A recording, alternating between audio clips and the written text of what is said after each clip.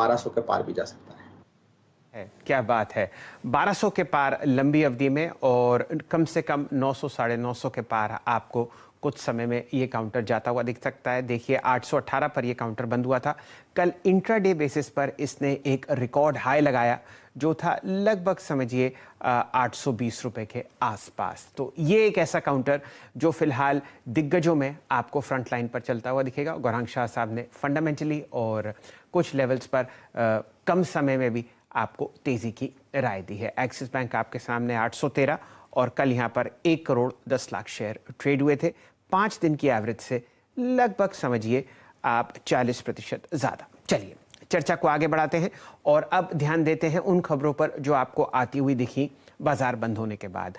आशीष जी हमारे साथ स्टूडियो में जुड़ चुके हैं और डायरेक्टर साहब प्रस्तुत करेंगे L&T इन्फोटेक का चार्ट। आशीष जी टिप्पणी करेंगे कि नतीजे किस तरीके से आए।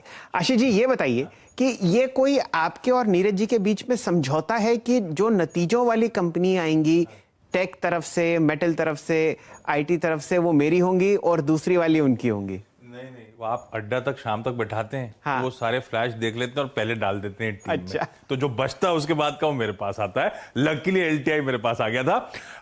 लार्सन टुब्रो इन्फोटेक आप लोग सुबह से चर्चा कर रहे हैं, गजब का परफॉर्मेंस इस कंपनी की तरफ से आता हुआ। जो स्ट्रीट एक्सपेक्ट कर रही थी उससे कहीं बेहतर ग्रोथ, कहीं बेहतर मोमेंटम। आपकी स्क्रीन पर आया डॉलर आए 8.8% का उछाल। स्ट्रीट में ज्यादातर लोग 5-5.5% ग्रोथ की बात कर रहे थे, तो बाजार उम्मीद से कहीं बेहतर।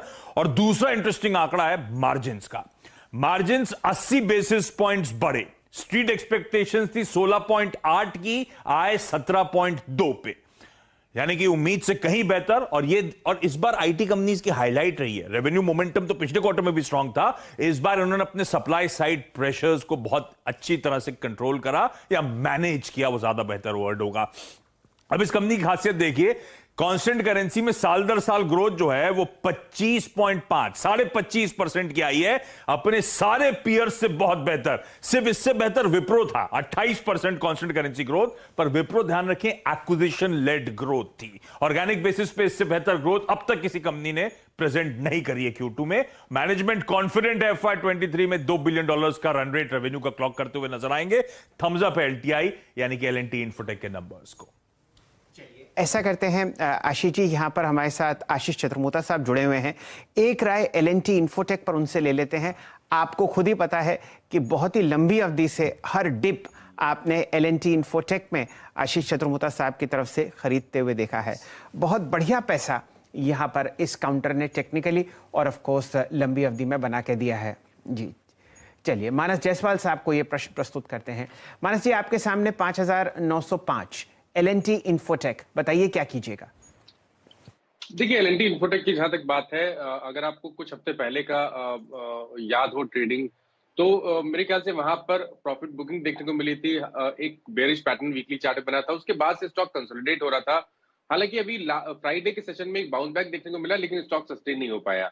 मेरा समझना है कि एलटीआई में अगर आपको खरीदारी करनी है तो आपको इंतजार करना पड़ेगा ब्रेकआउट का। जब स्टॉक 63.25 के ऊपर निकलेगा तभी आपको खरीदारी करके चलनी है। हालांकि नीचे की साइड पे एक सपोर्ट है, इसलिए आप अपनी पोजीशन में बने रह सकते हैं। जो एग्जिस्टिंग पोजीशन है वहां बने रहिए 5650 के स्टॉप लॉस के साथ। इन्फोटेक पर और इतने शानदार नतीजों पर क्या राय ब्रोकरेजेस रख रही हैं, ये आपको यतिन मोता साहब बताते हुए दिखेंगे।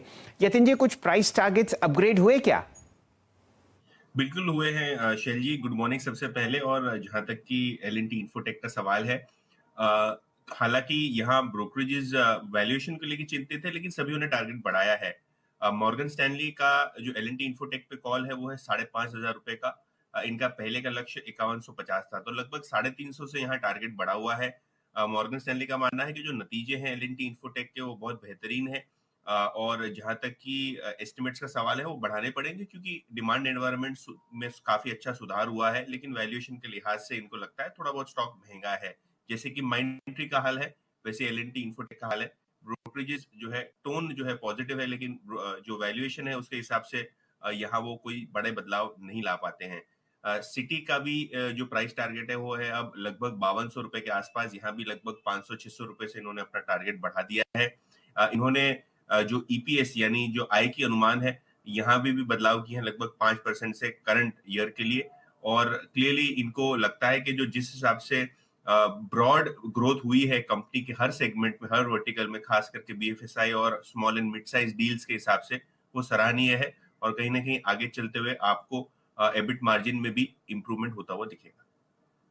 प्राइसेस ब्रोकरेजेस के हिसाब से फंडामेंटल से थोड़े परे हैं और इसलिए आपने यहाँ पर कुछ डाउनग्रेड्स आते हुए देखे हैं।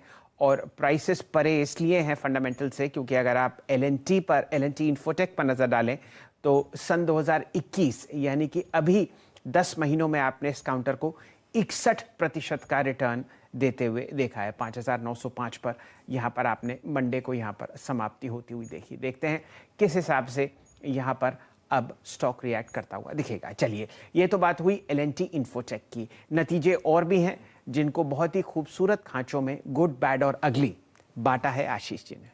लकीली इस पर में अगली तो कोई नजर नहीं आ रहा। इंडिया इंक का परफॉर्मेंस बहुत बेहतर है इस क्वार्टर में अब तक। तो टाटा कॉफी पहले